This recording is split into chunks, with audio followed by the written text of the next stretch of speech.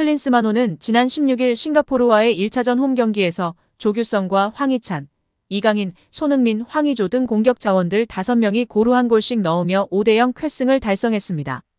여세를 몰아 시조에서 가장 난적으로 불리는 중국 원정에서도 승리하겠다는 각오인데요.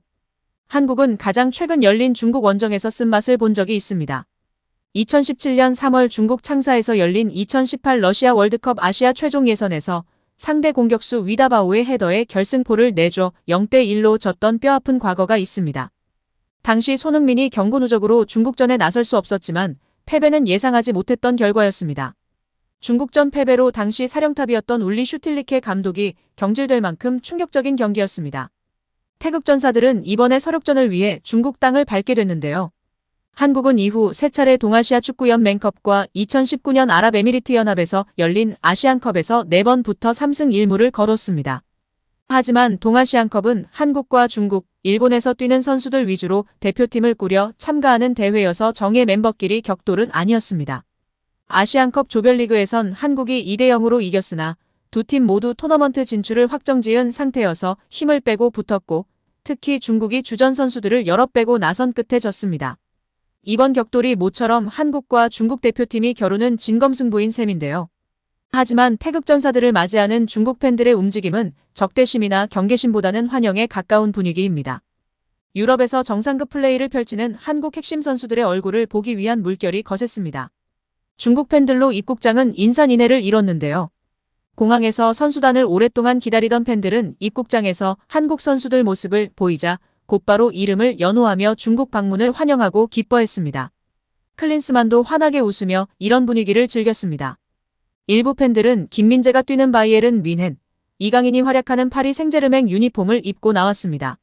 심지어 붉은색 한국 대표팀 유니폼까지 입고 선수들의 이름을 연호하며 연신 카메라로 선수의 모습을 담는 팬들도 있었습니다.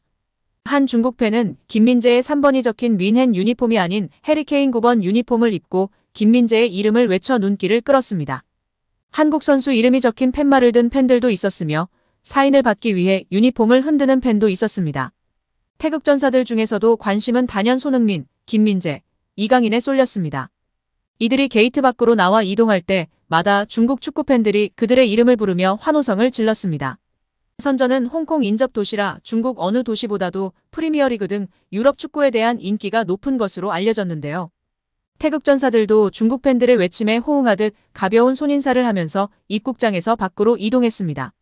일정상 빠르게 이동해야 하는 한국 선수단은 특별한 팬 서비스 없이 공항을 떠났지만 중국 팬들은 선수들 뒷모습이라도 담기 위해 노력하며 추억을 남겼습니다.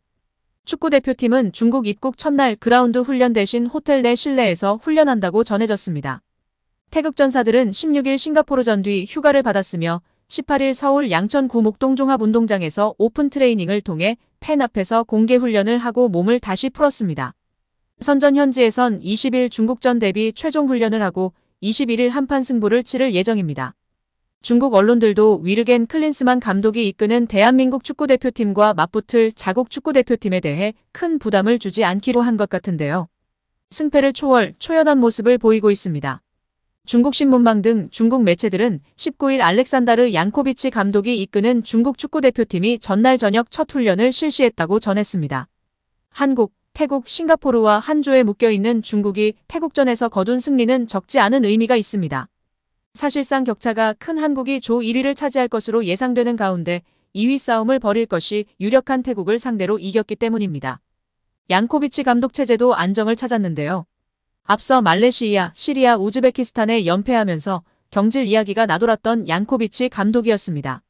하지만 태국전 승리로 모든 것이 용서되는 분위기입니다. 중국 신문망은 한국전 티켓은 이미 매진되면서 높은 관심을 불러일으키고 있다면서 팬들에게 한국전은 정말 볼거리가 많은 경기다. 월드컵 예선 첫 홈경기이고 태국전 승리로 축구대표팀에 대한 신뢰도 다시 살아났다고 최근 분위기를 전했습니다. 이어 게다가 상대인 한국팀은 손흥민, 김민재, 이강인 등 해외파들과 유명 감독 클린스만 등 스타들로 가득 차 있다고 강조했습니다.